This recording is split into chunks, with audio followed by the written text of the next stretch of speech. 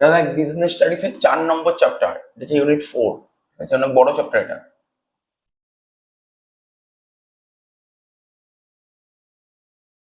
ঠিক আছে, চ্যাপ্টার নাম হচ্ছে বিজনেস সার্ভিস অর্থাৎ কারবারি পরিষেবা।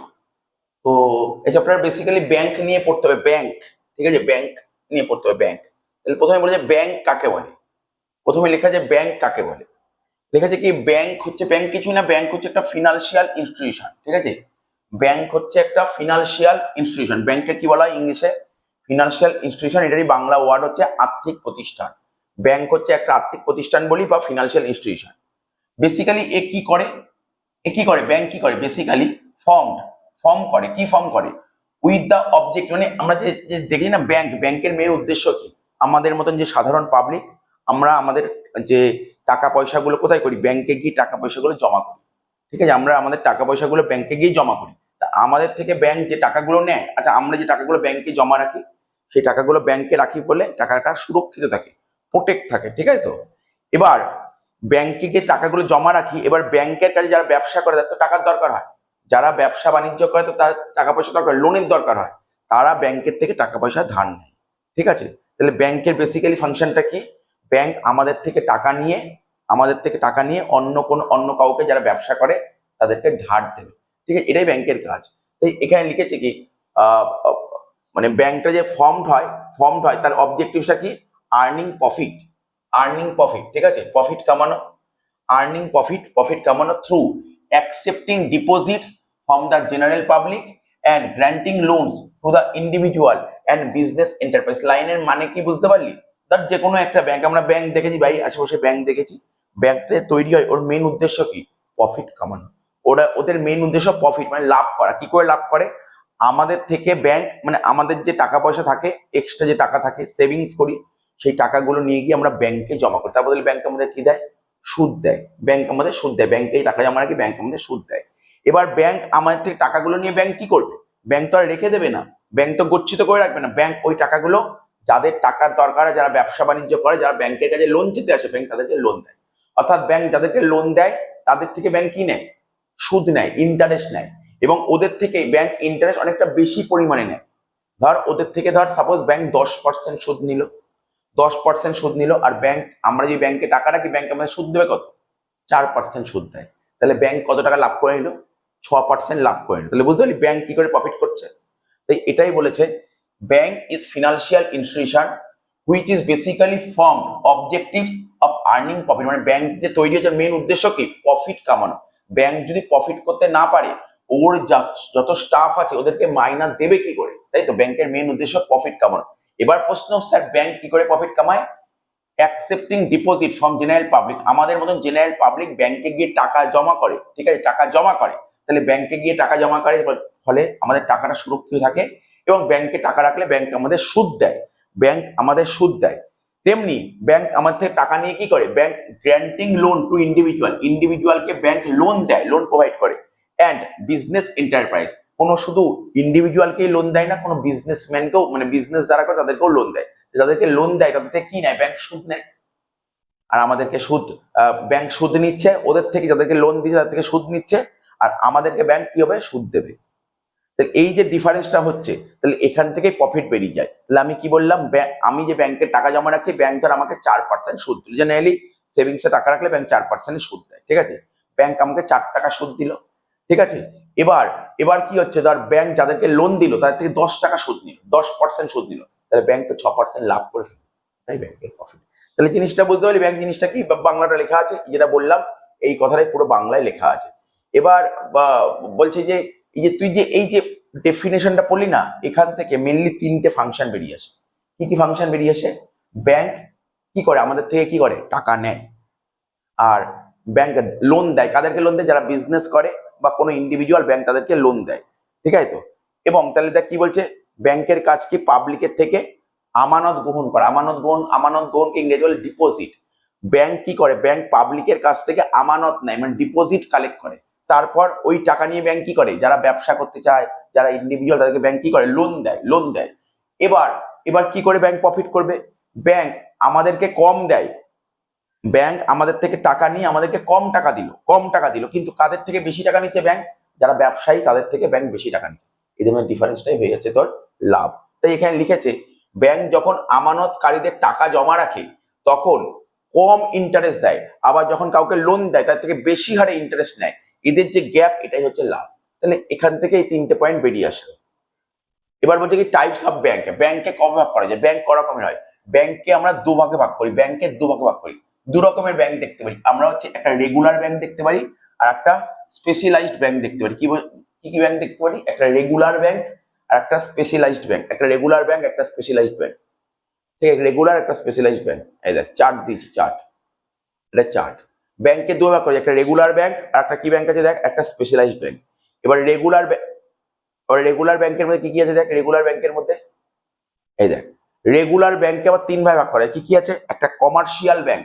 আজকে আজকে তোর বাড়িতে বাবা বললো যা ব্যাংকে গিয়ে টাকাটা জমা দিয়ে আয়, তুই কোন ব্যাংকে টাকা জমা দিস, যে কোনো একটা বাড়ির সামনে যে কোনো একটা ব্যাংক আছে, ধর তোর বাড়ির সামনে একটা ব্যাংকের নাম বল, হয়তো বন্ধন ব্যাংক আছে, বা ধর তোর এইচডিএফসি ব্যাংক আছে, বা ধর তোর ব্যাংক অফ বরোদা আছে, ব্যাংক অফ ইন্ডিয়া আছে। এই সমস্ত ব্যাংকগুলোকে কি ব্যাংক বলে, এগুলো কমার্শিয়াল ব্যাংক, ঠিক আছে। অর্থাৎ তুই যেই ব্যাংকে টাকা পয়সা জমা দিস না, ওটাকে commercial bank. Commercial, sir commercial মানে বাণিজ্যিক ব্যাংক, যেই ব্যাংকের থ্রুতে ব্যবসা বাণিজ্য হয়, এটাকে কমার্শিয়াল ব্যাংক। আজকে ধর আমার ব্যাংক অফ ইন্ডিয়ায় অ্যাকাউন্ট আছে, ব্যাংক অফ বরোদায় অ্যাকাউন্ট আছে, বন্ধন ব্যাংকে অ্যাকাউন্ট আছে, ঠিক আছে। আমি এই সমস্ত ব্যাংক হচ্ছে কমার্শিয়াল ব্যাংক, ঠিক আছে, এটাকে কমার্শিয়াল ব্যাংক বলে। তো দেখ এখানে কি বলছি, রেগুলার ব্যাংক ক রকমের, 3 রকমের, একটা কমার্শিয়াল ব্যাংক হয়, কমার্শিয়াল ব্যাংক, একটা বলে কোঅপারেটিভ, কোঅপারেটিভ মানে ওই সমবায় ব্যাংক, সমবায় ব্যাংক, ঠিক আছে, সমবায় ব্যাংক, ঠিক আছে। আর একটা কি যে ইন্ডিজুনাস ব্যাংক, ঠিক আছে, ইন্ডিজুনাস ব্যাংক, ঠিক আছে, এটাকে বলে দেশীয় ব্যাংক, ঠিক আছে, দেশীয় ব্যাংক। তাহলে কি কি বুঝতে পারলি, রেগুলার ব্যাংক 3 রকমের হয়, একটা কমার্শিয়াল ব্যাংক, একটা কোঅপারেটিভ ব্যাংক, একটা ইন্ডিজুনাস ব্যাংক। তোকে পরীক্ষা একটা এক্সাম্পল দিয়ে দেবে, বলে বলে এটা কোন ধরনের ব্যাংক করে, ঠিক আছে, কোন ধরনের ব্যাংক। তো বললো ব্যাংক অফ ইন্ডিয়া, কোন ব্যাংকের উদাহরণ, তুই বলবি কমার্শিয়াল ব্যাংক, কমার্শিয়াল ব্যাংক। আমি বলে দেবো, লিখে দেবো কোন কোন ব্যাংকের উদাহরণ দিতে পারে, ঠিক আছে, বাট এখন আপাতত জেনে রাখ। এবার কমার্শিয়াল ব্যাংকে কবে ভাগ করা যায়, কমার্শিয়াল ব্যাংক 3 রকমের হয়, একটা পাবলিক সেক্টর ব্যাংক, একটা প্রাইভেট সেক্টর ব্যাংক, একটা ফরেন। আমি তোকে যে উদাহরণ বললাম না কতগুলো, যার আমি বললাম যে আমাদের কিছু ব্যাংকে অ্যাকাউন্ট খোলা আছে, তার একটা বন্ধন ব্যাংকে অ্যাকাউন্ট খোলা আছে, একটা ব্যাংক অফ ইন্ডিয়া, একটা bank of Baroda. Bank of Baroda সরকারি ব্যাংক, ব্যাংক অফ বরোদা সরকারি ব্যাংক, ব্যাংক অফ ইন্ডিয়া সরকারি ব্যাংক। কিন্তু আমি যে বললাম না বন্ধন ব্যাংক, ওটা সরকারি ব্যাংক না, ওটা বেসরকারি ব্যাংক। এই যে কমার্শিয়াল ব্যাংক 3 রকমের হয়, একটা ফরেন ব্যাংক, একটা ফরেন ব্যাংকের উদাহরণ নিই, আমাদের এখানে আমাদের আমাদের এই যে এরিয়া, এখানে অনেক ফরেন, ইয়েস ব্যাংকের নাম শুনেছিস তোরা, দেখবি কখনো বেরোলে দেখবি ইয়েস ব্যাংকের নাম শুনেছিস কিনা জানি না, দেখবি ইয়েস ব্যাংক আছে, ইয়েস ব্যাংক বলে একটা ব্যাংক আছে।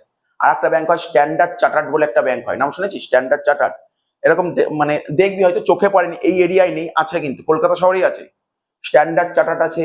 তারপর কি বললাম, ইয়েস ব্যাংক, এগুলো কিন্তু বিশ্ব মানে কি বলবো ফরেন ব্যাংক, এগুলো ফরেন ব্যাংক, ঠিক আছে। আচ্ছা তোরা বাড়ি থেকে বেরিয়ে এইচডিএফসি ব্যাংকের নাম শুনেছিস, এইচডিএফসি ব্যাংক, আইসিআইসিআই ব্যাংকের নাম শুনেছিস, আইসিআইসিআই ব্যাংক, এইগুলো আছে কিন্তু এইগুলোকে কি বলে জানিস, এগুলোকে বেসরকারি ব্যাংক, সরকারি ব্যাংক না। সরকারি ব্যাংক দেখেছিস তো কখনো, যে তোরা দেখবি অনেকে দেখবি সরকারি ব্যাংকে টাকা রাখে, যেমন ধর আমি কি বললাম, ব্যাংক অফ ইন্ডিয়া বললাম, ব্যাংক অফ বরোদা বললাম, পিএনবি বললাম, কানাড়া ব্যাংক, তারপর হচ্ছে তোর কি বলবো ইউনাইটেড ব্যাংক, এরকম সব ব্যাংক, সেন্ট্রাল ব্যাংক, এইগুলো কিন্তু সব গভর্নমেন্ট ব্যাংক, এগুলো গভর্নমেন্ট ব্যাংক। আর বেসরকারি ব্যাংক কোনটা, যে বললাম তোকে এইচডিএফসি বললাম, এইচএসবিসি বলছি, ঠিক আছে, তারপর আর কি বলবো বল, বন্ধন ব্যাংক বললাম, এগুলো সমস্ত কিন্তু সব বেসরকারি ব্যাংক, এগুলো সব বেসরকারি ব্যাংক। তাহলে কি বলছে, পাবলিক ব্যাংকে বলা হয় সরকারি ব্যাংক, আর প্রাইভেট ব্যাংকে বলা হয় কি বেসরকারি ব্যাংক। আর এটা হচ্ছে ফরেন ব্যাংক। ফরেন ব্যাংকের উদাহরণ কি বললাম বল, তোকে বললো একটা ফরেন ব্যাংকের উদাহরণ বল, তুই বলবি কি ইয়েস ব্যাংক, তুই বলবি স্ট্যান্ডার্ড চার্টার্ড ব্যাংক, ঠিক আছে, এগুলো হচ্ছে তোর কি বললাম, এগুলো ফরেন ব্যাংক, ফরেন ব্যাংক হয়ে গেল। আচ্ছা এবার কি বলছে, স্পেশালাইজড ব্যাংকের মধ্যে কি কি পড়ে, সেন্ট্রাল ব্যাংক। তুই না, তোর কাছে ধর প্রচুর টাকা আছে, তুই সেন্ট্রাল ব্যাংকে টাকা জমা করতে পারবি না, তোকে পরীক্ষায় এই এক্সাম্পলটা দেয়, বলে কি একটা সেন্ট্রাল ব্যাংকের উদাহরণ দাও। তোরা আরবিআই এর নাম শুনেছিস, আরবিআই এর নাম শুনেছিস তো, এটা তো শোনা উচিত, আরবিআই এর নাম শুনে কমার্সের স্টুডেন্ট আরো আগে শোনা উচিত। আরবিআই ফুল ফর্ম হচ্ছে রিজার্ভ ব্যাংক অফ ইন্ডিয়া। এই যে আমরা যে টাকা দেখি, নোট নোট 10 টাকার নোট, এই যে 500 টাকার নোট, 100 টাকার নোট, এই নোটগুলো কে ছাপায়, আরবিআই ছাপায়, আরবিআই ছাপায়, এদের ট্যাক্সাল আছে, ওরা কিন্তু নোট ছাপায়। ওদের কাজ কি, এই সেন্ট্রাল ব্যাংকের কাজ কি, নোট, ওখানে কিন্তু টাকা জমা দিতে পারবি না তুই, সেন্ট্রাল ব্যাংকে টাকা জমা দেওয়া যায় না। ওরা কি করে, ওরা নোট তৈরি করে, ওরা নোট তৈরি করে, ঠিক আছে, এটা ওদের কাজ, এটা হচ্ছে ওদের কাজ। আর এটা কি বলবো, মানে এই যে আমাদের ভারতে যত ব্যাংক আছে সব ব্যাংকের বাবা, সব ব্যাংকের বাবা হচ্ছে সেন্ট্রাল ব্যাংক। এই সমস্ত নিয়ম বলে দেবে সমস্ত ব্যাংকে, ওর মতন চলবে, এই সব কথা বলবে সেন্ট্রাল ব্যাংকই সব কথা বলবে। সেন্ট্রাল ব্যাংকে কি বলা হয়, ফাদার, সমস্ত ব্যাংকের ফাদার, ঠিক আছে। তো তাহলে তোকে বলতে পারি একটা central reserve Bank of India, reserve Bank of India হচ্ছে আমাদের ভারতবর্ষের সেন্ট্রাল ব্যাংক। এই সমস্ত আইন কানুন প্রণয়ন করে, ঠিক আছে, সমস্ত ব্যাংক ব্যবস্থা কেমন ভাবে চলবে এই কিন্তু নিয়ম করবে। আজকে যদি সেন্ট্রাল ব্যাংক যদি বলে দেয় সমস্ত কমার্শিয়াল ব্যাংকে যেন তুমি লোন দেবে না, কাউকে দিতে পারবে না, ও দিতে পারবে না। ও যদি বলে তুমি যখন যত খুশি পারো যে আসবে তাকেই লোন দাও, দিতে পারবে। মানে পুরো কন্ট্রোল করে কে, সেন্ট্রাল ব্যাংক। ও যা বলবে তাই। আজকে তার ব্যাংকে যে ইন্টারেস্ট 4% হচ্ছে, তো সমস্ত কিছু কন্ট্রোল কিন্তু ওর হাতে আছে, সব কন্ট্রোল ওর হাতে আছে, রিজার্ভ ব্যাংকের হাতে আছে। তো এটা বললাম। এটা ইকোনমিক্স আরো বেশি ডিটেলস। ইকোনমিক্স একটা চ্যাপ্টারই আছে ব্যাংক বলে, একটা চ্যাপ্টার আছে ইকোনমিক্স যারা পড়ে, ঠিক আছে। তো তো দেখ ক্লাস 12 আছে 4th সেমিস্টার ব্যাংক বলে একটা। তো কি বললাম, স্পেশালাইজড ব্যাংকের মধ্যে একটা পড়ে সেন্ট্রাল ব্যাংক, একটা ইন্ডাস্ট্রিয়াল ব্যাংক মানে শিল্প করে যে সমস্ত ব্যাংক, এগ্রিকালচার ব্যাংক মানে কৃষি কাজ করা হয়, কৃষি কাজ করার জন্য টাকা পয়সা দরকার, এখানে চলে যাও। ল্যান্ড মর্টগেজ ব্যাংক, ঠিক আছে। আর কি বলেছে, রুরাল ব্যাংক, রুরাল মানে জানিস, রুরাল মানে জানিস, আচ্ছা আরবান মানে আর রুরাল মানে জানিস, আরবান মানে কি জানিস, আরবান মানে না না, আরবান মানে শহর, আরবান মানে শহর, ঠিক আছে। আর রুরাল মানে কি হলো, তাহলে উল্টো কি হবে, গ্রাম, গ্রামীণ ব্যাংক। রুরাল ব্যাংক মানে গ্রামীণ ব্যাংক, ঠিক আছে। এক্সচেঞ্জ ব্যাংক, এক্সিম ব্যাংক, এক্সিমের full form export import. Export মানে জানিস, এক্সপোর্ট মানে রপ্তানি করা, ইম্পোর্ট মানে আমদানি করা, এই ব্যাংক, ঠিক আছে। তো আর কি বলেছে এখানে, আর কি বলছে, ওয়ার্ল্ড ব্যাংক। তাহলে জাস্ট একবার একটু রিড করে নিবি, বেসিক্যালি স্যার এখানে কাকে বলে এগুলো অত দেবে না, তোর না মেনলি উদাহরণগুলোই দেবে, এখান থেকে উদাহরণগুলোটাই দেবে। তাহলে কি কি বললাম বল। তাহলে ব্যাংক দু রকমের হয়, একটা রেগুলার ব্যাংক, একটা স্পেশালাইজড ব্যাংক। রেগুলার ব্যাংকে তিন ভাবে করা যায়, কি কি বললাম, কমার্শিয়াল ব্যাংক, কোঅপারেটিভ ব্যাংক, আর আছে ইন্ডিজুনিয়াস ব্যাংক। ইন্ডিজুনিয়াস মানে দেশীয় ব্যাংক, দেশীয় ব্যাংক, ঠিক আছে। তো আচ্ছা, কমার্শিয়াল ব্যাংক তিন রকমের, সরকারি ব্যাংক, বেসরকারি ব্যাংক, আর একটা কি বললাম, ফরেন ব্যাংক, হয়ে গেল। এবার দেখ, এবার কি বলেছে যে স্পেশালাইজড ব্যাংক ক রকমের হয়, অনেক আছে। সেন্ট্রাল ব্যাংক আছে, ইন্ডাস্ট্রিয়াল ব্যাংক আছে, agriculture bank, land mortgage bank, rural bank, exchange bank, Exim bank, আর ওয়ার্ল্ড ব্যাংক, ঠিক আছে, হয়ে গেল। মেনলি আমি তোদের যখন অ্যাকাউন্টস করাচ্ছিলাম, অ্যাকাউন্টস করাতে করাতে বলেছিলাম যে আজকে আমি বা তোরা প্রত্যেকটা মানুষ ব্যাংকে কম বেশি সবার অ্যাকাউন্ট আছে, এখন সবার কম বেশি অ্যাকাউন্ট আছে। তা ব্যাংকে না 4 রকমের অ্যাকাউন্ট খোলে, আমি বলেছিলাম ক্লাসে বহুবার, অ্যাকাউন্টস করানোর সময় বলেছিলাম। ব্যাংকে না আমরা 4 রকমের অ্যাকাউন্ট খুলতে পারি। কি কি অ্যাকাউন্ট খুলতে পারি, আজকে তোর যে ব্যাংকে অ্যাকাউন্ট আছে, বলতে পারি তোর কি অ্যাকাউন্ট আছে ব্যাংকে, ব্যাংকে কি অ্যাকাউন্ট আছে তো বল। হ্যাঁ হ্যাঁ, এই কমার্শিয়াল, এটা আর কমার্শিয়াল সেভিংস অ্যাকাউন্ট, ঠিক বলে দিল, সেভিংস অ্যাকাউন্ট। আজকে আমার ব্যাংকে যে অ্যাকাউন্ট আছে সেটাকে কি অ্যাকাউন্ট বলে, সেভিংস অ্যাকাউন্ট বলে। আমি বলবো সেভিংস অ্যাকাউন্টের সুবিধা কি অসুবিধা কি। তাহলে ব্যাংকে 4 রকমের অ্যাকাউন্ট খোলা যায়, একটাকে বলে সেভিংস অ্যাকাউন্ট। আজকে তোদের ব্যাংকে যে অ্যাকাউন্ট আছে তাকে সেভিংস বলে, আমারও ব্যাংকে যে অ্যাকাউন্ট আছে ওটাও সেভিংস অ্যাকাউন্ট, ঠিক আছে। সেভিংস, তাহলে ব্যাংকে যে অ্যাকাউন্টটা খুলি তাকে কি বলা হয়, সেভিংস অ্যাকাউন্ট। দেখ সেভিংস সবাই খোলে না, সেভিংস সবাই নাও খুলতে পারে। তো বলছি বেসিক্যালি আমাদের সামনে যে কজন বসে আছি, তো আমাদের সবারই সেভিংস অ্যাকাউন্ট খোলা। এবার সেভিংস অ্যাকাউন্ট কেন খুলেছে, সুবিধা অসুবিধা বলবো, ঠিক আছে। একটা সেভিংস অ্যাকাউন্ট হয়, আর একটা কি অ্যাকাউন্ট হয় জানিস তো, একটা current account. Current account sir কারা খোলে, যারা ব্যবসা করে, যারা ব্যবসা করে তারা কারেন্ট অ্যাকাউন্ট খোলে। তাহলে কি কি অ্যাকাউন্ট বলে, অ্যাকাউন্টের নামগুলো মনে রাখ। একটা সেভিংস অ্যাকাউন্ট, তোকে পরীক্ষায় দিতে পারি যে যারা ব্যবসা বাণিজ্য করে তাদের জন্য কোন অ্যাকাউন্ট খোলা উচিত, তখন বলবি কারেন্ট অ্যাকাউন্ট, ঠিক আছে। তাহলে যারা সেভিংস আমরা খুলি, আমরা সাধারণ পাবলিক সেভিংস অ্যাকাউন্ট খুলি, যারা ব্যবসা বাণিজ্য করে তারা কি খুলে, কারেন্ট অ্যাকাউন্ট খুলে। দুটো হলো, আরো দুটো আছে।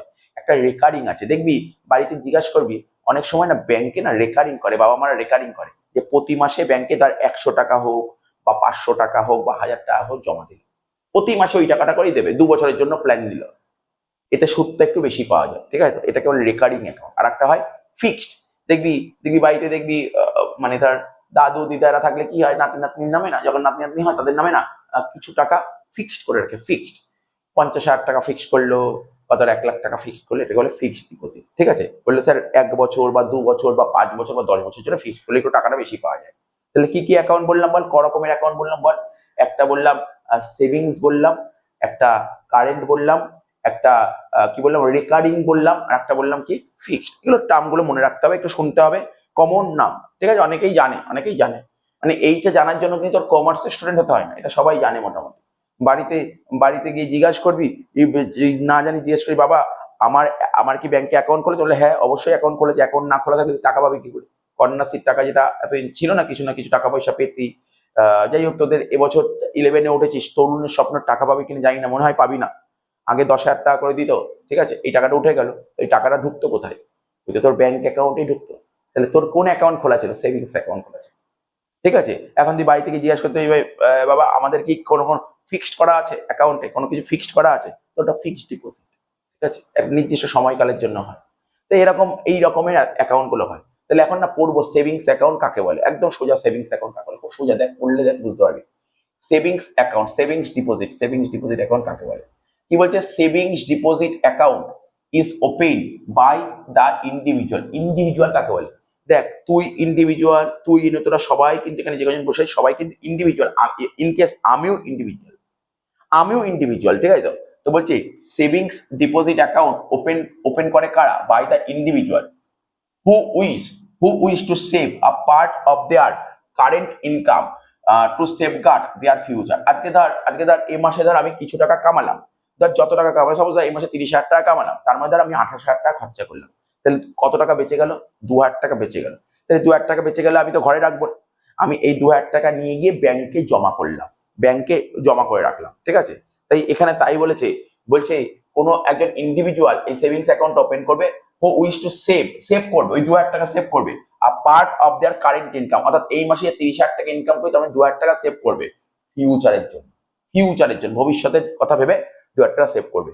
ইন দিস কেস ডিপোজিটার মানে আমি যে জমা করে তাকে ডিপোজিটার বলে, ঠিক আছে। ক্যান ডিপোজিট মানি মানে 2,000 টাকা, ঠিক আছে, into deposit account and any number of times as per their wish but can withdraw money from his account once or twice in a week। তার মানে কি বলছে? দেখ সেভিংস অ্যাকাউন্ট জিনিসটা কি, আজকে আমার কাছে যদি টাকাটাকে জমা করবো, টাকা না থাকলে জমা করবো না। আজকে সেভিংস অ্যাকাউন্টে যত টাকা পড়ে আছে তত টাকাই তুলতে পারবো, তার বেশি তুলতে পারবো না। তবে বলেছে এই যে সেভিংস অ্যাকাউন্টে যদি তুমি অ্যাকাউন্ট খোলো, তাহলে তুমি সপ্তাহে, দেখ কি বলছে, সপ্তাহে 1বার বা 2বার টাকা তুলতে পারো, 1বার বা 2বার, ঠিক আছে। তো এখানে in this case depositor can deposit money into the deposit account, savings অ্যাকাউন্টে এনি নাম্বার অফ টাইমস, যতবার খুশি তুই টাকা জমা কর, কিচ্ছু কথা নেই। কিন্তু তুই যখন উইথড্র করবি সপ্তাহে 1বার বা 2বার করতে পারবি, ঠিক আছে। The bank allow interest. আচ্ছা, আজকে আমি যে সেভিংস অ্যাকাউন্টে টাকা রাখি তার উপর ব্যাংক সুদ দেবে? অবশ্যই সুদ দেয়। আজকে আমি সেভিংস অ্যাকাউন্টে টাকা রাখি, তাহলে ব্যাংক সুদ দেবে? অবশ্যই সুদ দেয়। জেনারেলি সেভিংস অ্যাকাউন্টে সুদ 3.5 থেকে 4% দেয় বছরে 3.5% থেকে 4% সুদ দেয়। তো বলছে এটা পড়তে হবে, এটা নলেজ বললাম। Bank allow interest this deposit according to the rules prescribe by the Reserve Bank of India, ঠিক আছে। তার মানে ব্যাংক তোকে ইন্টারেস্ট দেবে, ঠিক আছে, কার নিয়ম অনুযায়ী? রিজার্ভ ব্যাংক অফ ইন্ডিয়ার রুল অনুযায়ী। রিজার্ভ ব্যাংক এই মাত্র বললাম, reserve Bank of India K? Central bank, আমাদের দেশে সেন্ট্রাল ব্যাংক তাকেই বলা হয় রিজার্ভ ব্যাংক, ঠিক আছে। একটা সেন্ট্রাল ব্যাংকের নাম কি? Reserve bank. এখানে দেখ, এটা দেখে নিবি, বাংলাটা দেখে নিবি একবার,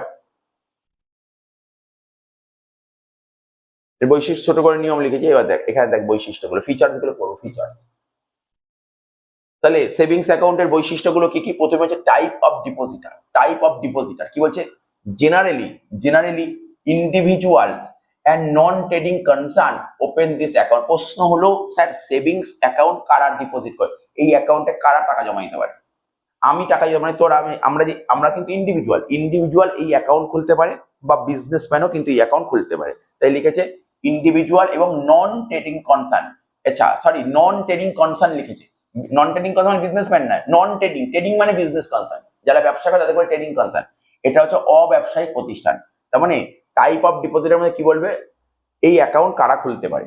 ইন্ডিভিজুয়াল খুলতে পারে, আর নন ট্রেডিং কনসার্ন যারা ব্যবসায়ী নয়, অব্যবসায়িক প্রতিষ্ঠান। নেক্সট ইনিশিয়াল ডিপোজিট, ঠিক আছে। ইনিশিয়াল মানে তুই যখন ব্যাংকে যখন অ্যাকাউন্ট খুলতে যাবি, in order to open savings deposit account, তুই যখন সেভিংস অ্যাকাউন্ট খুলবি তখন উইথ চেকবুক দেখবি, অনেকে যখন সেভিংস অ্যাকাউন্ট খোলে অনেকে চেকবুক দেয়, অনেকে চেকবুক দেয় না। দেখবি অনেকে চেকবুক পায়, অনেকে চেকবুক পায় না। তার একটা কারণ আছে, কেন চেকবুক যারা পেলো কেন পেলো, যারা পেলো না কেন পেলো না, এখানে লেখা আছে সেটা। বলছে in order to open savings deposit account with chequebook, হাজার টাকা has to B deposit as initial deposit, ঠিক আছে। তার মানে কি বলছে? তুই যদি 1,000 টাকা, মানে তুই যখন ব্যাংকে অ্যাকাউন্ট খুলবি তাহলে তোর নিশ্চয়ই কিছু টাকা জমা করতে। হ্যাঁ দেখবি অনেকে না মাঝখানে শুনেছিস তো, জিরো ব্যালেন্স অ্যাকাউন্ট হতো, স্কুল দিয়ে খুলে দিচ্ছ zero balance account. Zero balance মানে কি? তুই কোনো টাকা পয়সা মেনটেন না করলেও চলো। জিরো ব্যালেন্স মানে এটা বুঝবি, মানে তোর অ্যাকাউন্টে কোনো টাকা পয়সা না থাকলেও কখনো চার্জ কাটবে না। কিন্তু কখনো কোনো বলে না মিনিমাম ব্যালেন্স 1000 টাকা, তার মানে তোর ব্যাংকে 1000 টাকা মেনটেন করতে হবে। যদি 1000 টাকা না থাকে তাহলে ব্যাংক কিন্তু চার্জ কাটবে। তো এখানে কি বলেছে স্যার, এখানে উদ্দেশ্য কি, আজকে যদি আমি সেভিংস অ্যাকাউন্টে টাকা খুলতে মানে অ্যাকাউন্ট খুলতে চাই, এখন আমাকে ব্যাংকের থেকে জিজ্ঞাসা করবে তুমি কি চেকবুক চাও কি চেকবুক চাও না। আমি বললাম হ্যাঁ আমি চেকবুক চাই, তাহলে তোমাকে 1000 টাকা দিয়ে জমা করতে হবে, 1000 টাকার অ্যাকাউন্ট খুলতে হবে, মিনিমাম 1000 টাকার অ্যাকাউন্ট খুলতে হবে, তাহলে তুমি চেকবুক পাবে। আর যদি তুমি 500 টাকার অ্যাকাউন্ট খোলো তাহলে তোমাকে চেকবুক দেবেন, এটাই লিখেছে এখানে 1000 আর 500, ঠিক আছে তো 1000 আর 500।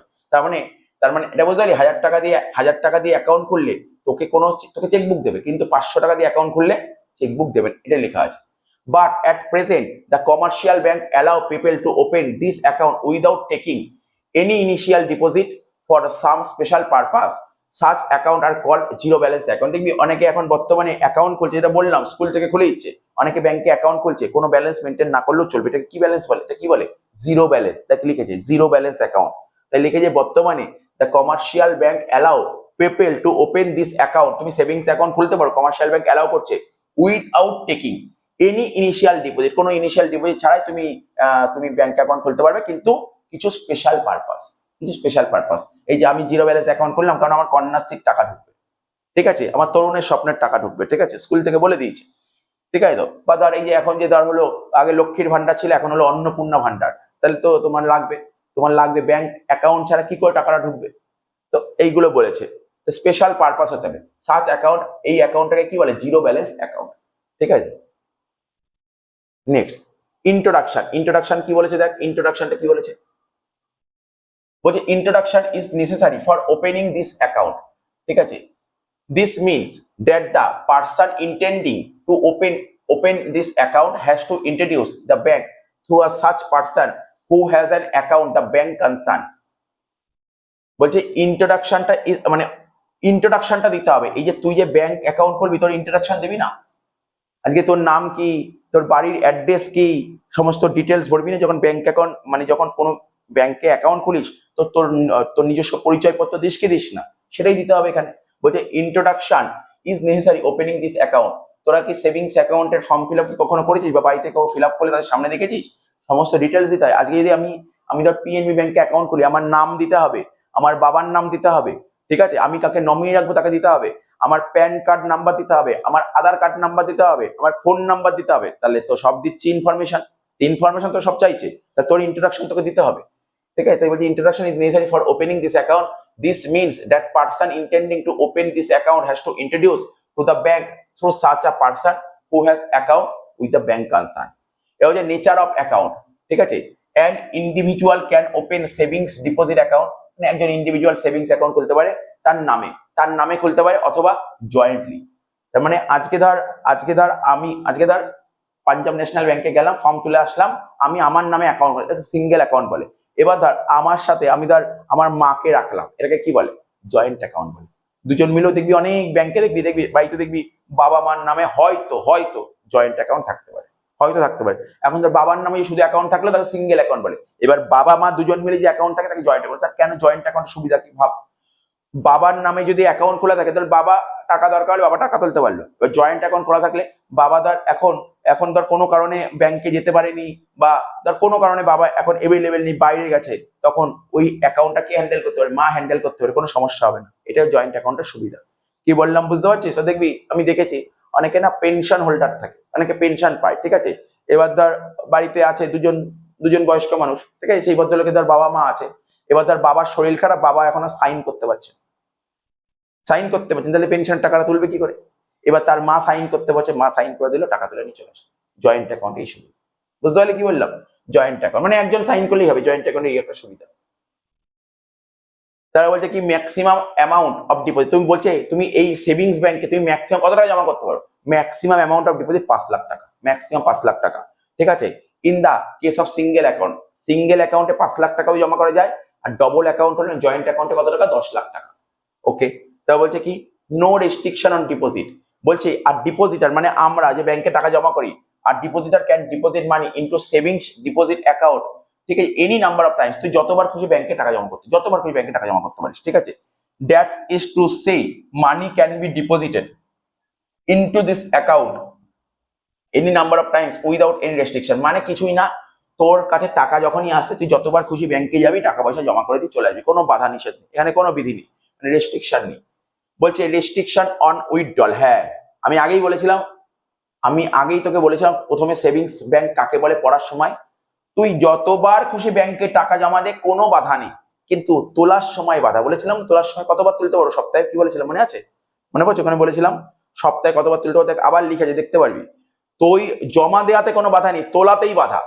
A bank imposes some restriction on withdrawal of money from savings deposit account, savings থেকে টাকা তুললে তোকে রেস্ট্রিকশন লাগিয়ে দিয়েছে। For example, a depositor can withdraw money from this deposit account more than a fixed number of times given period, একটা সপ্তাহে এত দিনের বেশি তুই টাকা তুলতে পারবি না। আগেই বলেছিলাম সপ্তাহে কত দিনের বেশি টাকা তোলা যায় না, একবার কি দুবার তুলতে হবে, তার বেশি টাকা তোলা যায় না।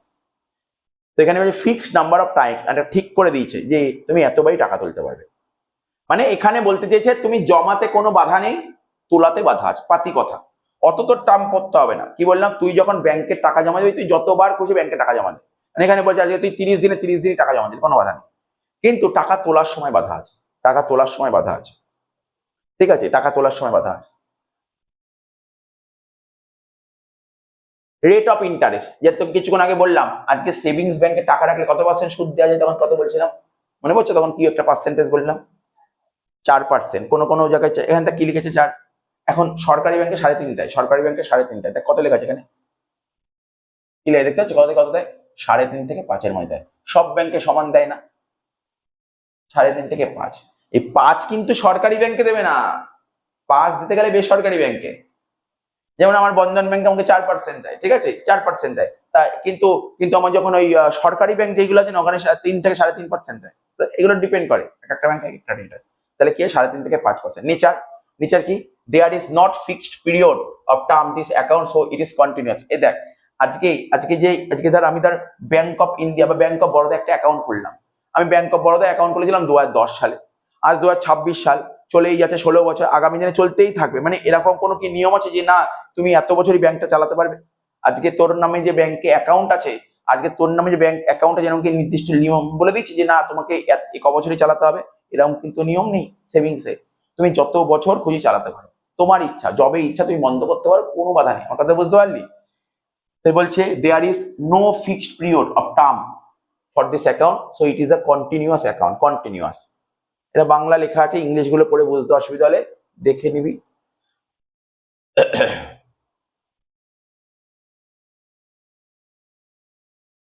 আবার দেখবি এখন না সেভিংস, স্টেট ব্যাংকে অ্যাকাউন্ট খুলতে গেলে অনেক বাধা আছে। সেভিংস স্টেট ব্যাংকে সবাই এখন অ্যাকাউন্ট খুলতে পারছে না, স্টেট ব্যাংকে সবাই অ্যাকাউন্ট খুলতে পারছে না।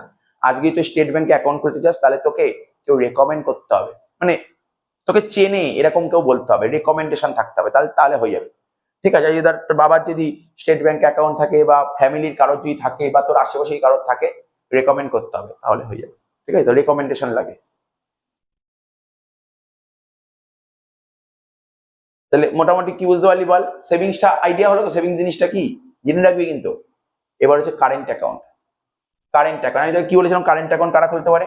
যারা ব্যবসা করে তারাই কারেন্ট অ্যাকাউন্ট খুলতে পারে, ঠিক আছে। একটা কথা, সেভিংস অ্যাকাউন্টে চেকবুক দেয়, প্রথমে বলেছিলাম চেকবুক দেবে সেভিংসে, কখন? 500 টাকা, 500 টাকা হলে তো চেকবুক দেবে না, 1000 টাকা দিয়ে অ্যাকাউন্ট করলে চেকবুক দেবে, 1000 টাকা দিয়ে অ্যাকাউন্ট করলে কিন্তু তোকে চেকবুক দেবে, ওকে। তবে এখন তো নিয়ম উঠে গেছে, জিরো ব্যালেন্স অ্যাকাউন্ট হয়ে গেছে। তো এবার তোকে যেটা বলছি, কারেন্ট অ্যাকাউন্টে কি বলছে, কারেন্ট অ্যাকাউন্টও চেকবুক দেয়, কারেন্ট অ্যাকাউন্ট চেকবুক দেয়, কিন্তু সেভিংসে না পাসবুক দেয়। দেখবি তোর বাড়িতে পাসবুক আছে, দেখবি তোর যে সেভিংস অ্যাকাউন্ট খোলে পাসবুক আছে, বাড়িতে দেখবি একটা পাসবুক আছে, ঠিক আছে, কিন্তু কারেন্ট অ্যাকাউন্টে কোনো পাসবুক দেয়, কারেন্ট অ্যাকাউন্টে পাসবুক দেয়, ওদের কি দেয়? অ্যাকাউন্ট স্টেটমেন্ট, ঠিক আছে। আচ্ছা, সেভিংসে টাকা রাখলে আমরা কি পাই? সুদ পাই। আজকে সেভিংস অ্যাকাউন্ট টাকা রাখলে ব্যাংক কি দেবে? তোকে সুদ, ইন্টারেস্ট দেবে। কিন্তু কারেন্ট অ্যাকাউন্ট টাকা রাখলে ব্যাংক তোকে ইন্টারেস্ট দেয় না, ব্যাংক কি দেয় না তোকে? ইন্টারেস্ট দেবে না। কিছু কিছু কথা বললাম, বল ডিফারেন্স হয়ে গেল। সেভিংস অ্যাকাউন্টে ইন্টারেস্ট দেয়, হ্যাঁ দেয়। কারেন্ট অ্যাকাউন্ট ইন্টারেস্ট দেয় না স্যার? দেয় না। সেভিংস অ্যাকাউন্টে পাসবুক দেয়, হ্যাঁ স্যার দেয়। কারেন্ট অ্যাকাউন্টে পাসবুক দেয় না স্যার? দেয় না। সেভিংস অ্যাকাউন্ট কারা খোলে? ইন্ডিভিজুয়াল বা নন ট্রেডিং অর্গানাইজেশন, যারা ব্যবসা করে না। আর কারেন্ট অ্যাকাউন্ট কারা করে? জেনারেলি বিজনেসম্যান খোলে। 3টে পয়েন্টে পার্থক্য বললাম। এবার দেখ কি বলেছে, দ্য ডিপোজিট অ্যাকাউন্ট, ওই ডিপোজিট অ্যাকাউন্টকে কারেন্ট ডিপোজিট অ্যাকাউন্ট বলবো, through which money can be deposited or withdrawn any number of times. ও আরেকটা কথা বলে দিই, পার্থক্য তারপর পড়ছি। আজকে আমার সেভিংস অ্যাকাউন্ট খুলে সেভিংস অ্যাকাউন্টে আমার 10,000 টাকা আছে, সেভিংস অ্যাকাউন্টে আমার কত টাকা আছে? 10,000 টাকা আছে, আমি 10,000 টাকাই তুলতে পারবো, তার বেশি তুলতে পারবো। কিন্তু কারেন্ট অ্যাকাউন্ট খুলেছি, আমার অ্যাকাউন্টে 10,000 টাকা আছে, আমি চাইলে না 15,000 টাকাও তুলতে পারবো। এটা সুবিধা, আমি আগে ক্লাসে বলেছিলাম কারেন্ট অ্যাকাউন্টে যত টাকা জমা থাকে তার চেয়ে তুমি বেশি টাকাও তুলতে পারো, ঠিক আছে? তাই এখানে কি বলেছে, the deposit account through which money can be deposited or withdrawn any number of Times. তাহলে দেখতে পারলি, তুই যতবার খুশি জমা দিতে পারবি, যতবার খুশি তুলতে পারবি। ওখানে কি ছিল? সেভিংসে, সেভিংসে তুই যতবার খুশি জমা দিতে পারবি, কিন্তু তোলার সময় কি ছিল? রেস্ট্রিকশন ছিল। এখানে তোলাতে রেস্ট্রিকশন আছে, না তোলাতে কোনো রেস্ট্রিকশন নেই, ঠিক আছে? তো এটাকেই বলে current deposit account. Generally the businessman open this deposit account, generally businessman এই অ্যাকাউন্টটা খোলে, এই অ্যাকাউন্টে টাকা রাখলে কোনো ইন্টারেস্ট দেয় না, নো ইন্টারেস্ট। তাহলে 3টে পয়েন্ট আমি আগেই বলে দিলাম মুখে, সেটাই এখানে লিখেছি, ঠিক আছে? এদের একবার রিডিং করবি, কারা খোলে বল, কারা খোলে এই অ্যাকাউন্ট? কারা খোলে কারেন্ট অ্যাকাউন্ট? কারা খোলে? স্যার বিজনেসম্যান খোলে, লিখে দিয়েছে। লেনদেনের স্বাধীনতা, আচ্ছা তুই যতবার খুশি টাকা জমা দে, যতবার খুশি টাকা তোল, কোনো বাধা নেই। তারপর কি বলে? সুদ, এই অ্যাকাউন্ট টাকা সুদ পাওয়া যায় না স্যার? সুদ পাওয়া যায় না, সিম্পল সিম্পল কথা। মানে বলছে এই যে আমি তোকে যে ডেফিনেশনটা পড়ালাম না, এই ডেফিনেশনটা পড়ে এই 3টে পয়েন্ট বেরিয়ে আসে, ডেফিনেশন থেকে 3টে পয়েন্ট বেরিয়ে আসে। আচ্ছা ওভারড্রাফট, ওভারড্রাফট বললাম, ওভারড্রাফট কি বলে? আজকে তুই কারেন্ট অ্যাকাউন্ট খুলেছিস, অ্যাকাউন্টে তো 10,000 টাকা জমা আছে, তুই কত টাকা তুলতে পারবি বলেছিলাম বল? 15,000 টাকা। তাহলে কত টাকা এক্সট্রা তুললি? 5,000 টাকা। এটাকে বলে ওভারড্রাফট, এটাকে বলে ওভারড্রাফট। বলে অ্যাকাউন্টেন্সিতে একদম প্রথমেই শিখিয়ে দিয়েছি। ফিচার্স, 4টে পয়েন্ট বললাম, এই 4টে পয়েন্টই ফিচার্সে আবার আসবে। এই দেখ কি লেখা, 4টে পয়েন্টের মধ্যে প্রথম পয়েন্টটা কি বলেছে? বলছে কি টাইপ অফ ডিপোজিটার, কি বলেছে দেখ, type of depositor, type of depositor, ঠিক আছে? জেনারেলি এই অ্যাকাউন্টটা কারা খোলে? এই অ্যাকাউন্ট কারা খোলে? কি বলেছিলাম বল? এমনি অ্যান্সার বেরিয়ে যাবে বল। এই অ্যাকাউন্ট কারা খোলে? কারেন্ট অ্যাকাউন্ট কারা খোলে? বিজনেসম্যান। ব্যাস হয়ে গেল, আর পড়তে হবে না, বিজনেসম্যান দেখ লেখা আছে বিজনেসম্যান। নেক্সট ইনিশিয়াল ডিপোজিট, শুরুতে এই কারেন্ট অ্যাকাউন্ট খুলতে গেলে তোমাকে কত টাকা দিয়ে খুলতে হয়? সেভিংস যেমন কত হয়? 500 টাকা, 1000 টাকা, জিরো ব্যালেন্স হয়ে গেছে। এদের জন্য কত টাকা? In order to open this account the applicant, মানে যে অ্যাপ্লাই করবে, has to deposit specific amount as initial deposit. Specific একটা অ্যামাউন্ট আছে, জেনারেলি 5,000 টাকা। দেখ এটা কিন্তু এই ব্যাংক 5,000 টাকা বলছে, কিন্তু এক একটা ব্যাংকে এক এক রকম হয়। কোনো কোনো বেসরকারি ব্যাংকে খুলতে গেলে কোনো 50,000 টাকাও লেগে যায়, ঠিক আছে? এক একটা ব্যাংকে এক একটা রেট আছে। এখানে বললো জেনারেলি 5,000 টাকা, জেনারেলি 5,000 টাকা, ঠিক আছে? তো তার মানে তুই কি বুঝতে পারলি? সেভিংসে না স্যার 500 টাকা দিয়ে খুলতে হয়, 1,000 টাকা দিয়ে খুলতে হয়, বর্তমানে এখন জিরো ব্যালেন্স হয়ে গেছে। কিন্তু এখানে তুই জিরো ব্যালেন্সে খুলতেই পারবি না, তোকে মিনিমাম তো মানে তোকে একটা নিয়ম বলবে যে না এই ব্যাংকে, তুমি বন্ধন ব্যাংকে তুমি কারেন্ট অ্যাকাউন্ট খুলতে চাও, তাহলে এত টাকা দিয়ে খুলতে হবে, এত টাকা দিয়ে খুলতে হবে, এত টাকা রাখতে হবে। আচ্ছা ইন্ট্রোডাকশন, ইন্ট্রোডাকশন মানে পরিচয়পত্র, তোর পরিচয়পত্র দিতে হবে। Introduction is necessary opening deposit account. মানে পরিচয়পত্র খুব জরুরি। This means that person intending to open this account, ঠিক আছে?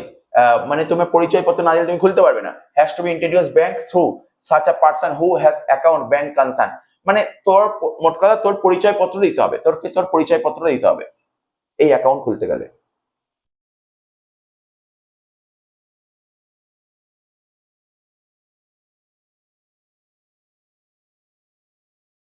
নেক্সট কি বলছে? নেচার অফ অ্যাকাউন্ট, ঠিক আছে? এই অ্যাকাউন্টটা কি হতে পারে? কারেন্ট অ্যাকাউন্টের নেচার কি হতে পারে? এটা সিঙ্গেল হতে পারে, আবার জয়েন্টও হতে পারে, সিঙ্গেল হতে পারে, আবার জয়েন্টও হতে পারে। নেক্সট কি বলেছে? বলছে maximum amount of deposit, maximum কত টাকা ডিপোজিট? কোনো কোনো লিমিট নেই, কোনো লিমিট নেই, যত কোটি ডিপোজিট কর, কোটি কোটি টাকা ডিপোজিট কর, কোনো সমস্যা নেই, কারণ ব্যবসা করছিস তো, ও টাকা ঢুকবে আর বেরোবে। নো রেস্ট্রিকশন অন ডিপোজিট, এটা বললাম না, ডিপোজিটে কোনো রেস্ট্রিকশন নেই। ম্যাক্সিমাম অ্যামাউন্ট ডিপোজিটে কোনো রেস্ট্রিকশন নেই, ঠিক আছে? না উইথড্র টাকা তোলাতে কোনো রেস্ট্রিকশন নেই, ঠিক আছে? তো মিডিয়াম অর উইথড্রল, আচ্ছা প্রশ্ন স্যার টাকাটা কিসের মাধ্যমে তুলতে পারবো? টাকাটা তুলতে পারবি চেকের মাধ্যমে, চেকের থ্রুতে, চেকের থ্রুতে। ঠিক আছে, এই টাকাটা তুলতে পারবি কিসের থ্রুতে? চেকের থ্রু। চেক দিয়ে ধর কোনো পার্টি টাকা পাবে, তাকে একটা চেক লিখে দিলাম, ও টাকা তুলে দিতে পারবে, চেকের থ্রুতে টাকা তুলতে হবে, ঠিক আছে? আচ্ছা ইন্টারেস্ট, এই ব্যাংকে টাকা রাখলে সুদ দেবে না স্যার? কোনো সুদ দেবে না, কোনো সুদ দেবে না, ঠিক আছে? এই ব্যাংকে এই কারেন্ট অ্যাকাউন্ট টাকা রাখলে ব্যাংক কোনো সুদ দেবে না, তবে সময় সময় তোর কাছ থেকে কিছু সার্ভিস চার্জ নেবে ব্যাংক, সার্ভিস চার্জ ব্যাংক চলবে কিন্তু। Period of term, there is no fixed period of term of, এই ডিপোজিটে কোনো ফিক্সড টার্ম নেই যে তোমাকে এত বছরই চালাতে হবে, তোমার ইচ্ছা যখন ততদিন চালাবে, যখন ইচ্ছা বন্ধ করে দেবে। আর এটা continuous account. Statement of account, হ্যাঁ এখানে কিন্তু পাসবুক দেয় না, কি দেবে তোকে? স্টেটমেন্ট দেয়। যারা বিজনেসম্যান তারা তো কারেন্ট অ্যাকাউন্ট খোলে, কারেন্ট অ্যাকাউন্টে ওদের না কখনো পাসবুক নেই, পাসবুকে ছোট্ট বই, ছোট্ট বই আজকে দিল, তো ধর মোটামুটি 1 ঘন্টার মধ্যে পুরো পাসবুক শেষ হয়ে যাবে, দেবে না। পাসবুক কাদের দেয়? ধর আজকে আমাকে বা তোকে পাসবুক দিতে পারে, কারণ তুই মাসে হয়তো একবার ব্যাংকে টাকা ফেলিস, তাই একবার দুবার যারা ট্রানজাকশন করে তাদেরকে পাসবুক দেয়। কিন্তু যাদের মাসে না কয়েক হাজার হাজার কোটি কোটি ট্রানজাকশন হয়, তাদেরকে কেন পাসবুক দেবে? তাদেরকে দেবে কি অ্যাকাউন্ট স্টেটমেন্ট, অ্যাকাউন্ট স্টেটমেন্ট দেয়। তাই লিখেছে কি statement of account, the bank send a statement of account to the account holder on weekly basis. ঠিক আছে, উইকলি মানে 7 দিন অন্তর অন্তর, বা 15 দিন অন্তর অন্তর, ফোর্টনাইটলি মানে 15 দিন, মান্থলি মানে 1 মাস অন্তর অন্তর তোমাকে ট্রানজাকশনে কি দেবে, ট্রানজাকশনের স্টেটমেন্ট অফ অ্যাকাউন্ট দেবে। আর ওভারড্রাফট ফেসিলিটি, আজকে তুই ব্যাংকে কারেন্ট অ্যাকাউন্ট খুলেছিস, এখন তোকে ব্যাংকে জানাতে হবে ব্যাংক আমি না ওভারড্রাফট ফেসিলিটি নিতে চাই, নাহলে তোকে দেবে কেন? তোকে বলতে হবে ওভারড্রাফট ফেসিলিটি, তখন ব্যাংক বলবে তোমার কত টাকা ওভারড্রাফট ফেসিলিটি লাগবে সেটা তুমি ফর্মে লেখো। বলছে overdraft facility is available in this deposit account, এই ডিপোজিট অ্যাকাউন্ট তুই ওভারড্রাফট ফেসিলিটিটা পেয়ে যাবে। ঠিক আছে, তো বাংলাগুলো দেখে নি, সেখানে লেখা আছে।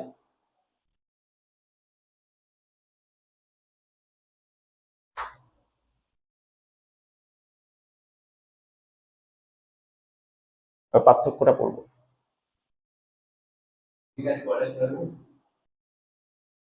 দেখ, এটা লাস্ট পড়া আজকে পার্থক্য অলরেডি বললাম, আইডিয়া কর, দেখলে বুঝতে পারছিস। সেভিংস অ্যাকাউন্ট এটা কারেন্ট অ্যাকাউন্ট। প্রথমে কি বলছে টাইপ অফ ডিপোজিটার, এই অ্যাকাউন্ট কারা খোলে, এই অ্যাকাউন্ট কারা খোলে, এই অ্যাকাউন্ট আমরা খুলবো, সেভিংস আমরা খুলি, ইন্ডিভিজুয়াল খোলে। আর নন ট্রেডিং যারা অব্যবসায়িক প্রতিষ্ঠান, নন ট্রেডিং মানে যারা ব্যবসা করে, নন ট্রেডিং মানে যারা অব্যবসায়িক ব্যবসা করে না, এটা কারা খোলে, বিজনেসম্যানরা খোলে। তাই লেখা আছে।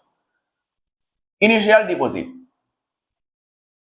সেভিংস অ্যাকাউন্ট খুলতে গেলে মিনিমাম অ্যামাউন্ট 500 টাকা is required as initial deposit for opening. আমি কিছুক্ষণ আগে বললাম না, কিছুক্ষণ আগে বলছিলাম না, সেভিংস অ্যাকাউন্ট খুলতে গেলে মিনিমাম 500 টাকা লাগে, বর্তমানে এখন জিরো ব্যালেন্সেও খোলা যাচ্ছে। কিন্তু কারেন্ট অ্যাকাউন্ট খুলতে মিনিমাম কত টাকা লাগে বলেছিলাম, মনে আছে? কত বলেছিলাম? 5,000। ব্যাস। ইন্টারেস্ট, ইন্টারেস্ট কি বলছে, সেভিংসে টাকা রাখলে আমাকে কি সুদ দেবে? বল বল, সুদ দেবে। ভাবনা চিন্তার কিছু নেই, তুই ভাববি নিজের কমন জিনিস করবি, একদম সোজা কোশ্চেন। এই চ্যাপ্টারটা তোর নলেজের কোশ্চেন। আজকে তোর সেভিংসে টাকা রেখেছিস, তাহলে সেই ব্যাংক থেকে তোকে সুদ দেয়, কিন্তু কারেন্ট অ্যাকাউন্ট টাকা রাখলে তোকে সুদ দেবে না। তাই লিখেছে। অবজেক্টিভ, এই অ্যাকাউন্টটা খোলার উদ্দেশ্য কি? This account is open with the objective. কেন সেভিংস? আজকে ধর আমার কাছে টাকা আছে, সে টাকাটা সঞ্চয় করা যায়, সেভিংস সঞ্চয়, সঞ্চয় করার উদ্দেশ্যে আমি সেভিংসে টাকা রাখি, সঞ্চয় করার উদ্দেশ্যে, সেভিংস এর উদ্দেশ্যে। আর এখানে কি এই অ্যাকাউন্ট কেন খুলি? This account is open with the objective of performing business transaction, মানে ব্যবসার লেনদেন, বিজনেসের ট্রানজাকশন করার জন্য এই অ্যাকাউন্টটা খুলি।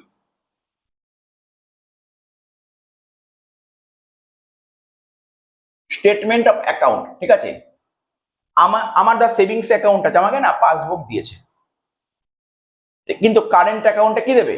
স্টেটমেন্ট দেবে। তাহলে স্টেটমেন্ট কাদের দেবে? কারেন্ট অ্যাকাউন্টে। আর সেভিংসে কি দেবে? পাসবুক দেবে। এখানে বলছে statement of account, no statement is sent to the deposit for this deposit account. বুঝলি, সেভিংস অ্যাকাউন্টে তো কি স্টেটমেন্ট দেবে? না, দেবে না। স্টেটমেন্ট কারা দেবে? কারেন্ট অ্যাকাউন্টে স্টেটমেন্ট দেবে। Sent depositor for this deposit account after a certain period regularly.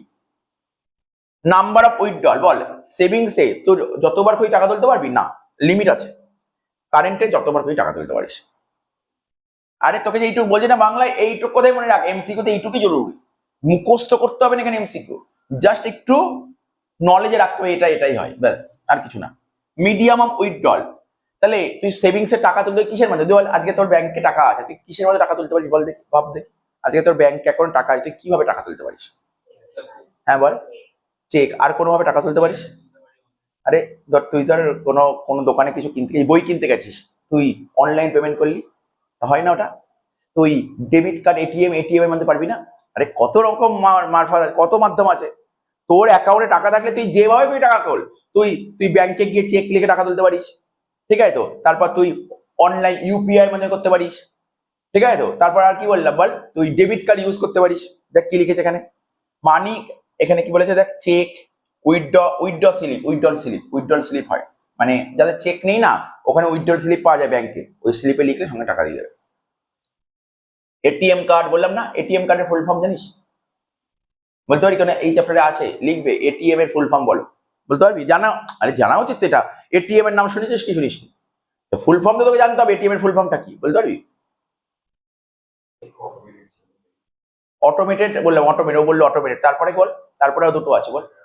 Automated, teller machine, কি বললাম, অটোমেটেড টেলার মেশিন। খুব কমন কোশ্চেন, পরীক্ষা দিতে পারি সমস্ত, এগুলো তো নলেজের জিনিস, অনেক নলেজ নেই তোদের। অটোমেটেড টেলার মেশিন, ঠিক আছে তো? আচ্ছা, এটিএম কার্ড আর, তার মানে এই তিনটের মাধ্যমে তুই টাকা তুলতে পারি, কিন্তু তুই কারেন্ট টাকা টাকা তুলতে গেলে একটাই মাধ্যম, সেটা কি চেক। দুটো পয়েন্ট লাস্ট।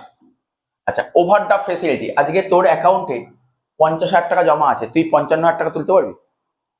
তুলতে পারবি? সেভিংস অ্যাকাউন্টে তোলা যায় না।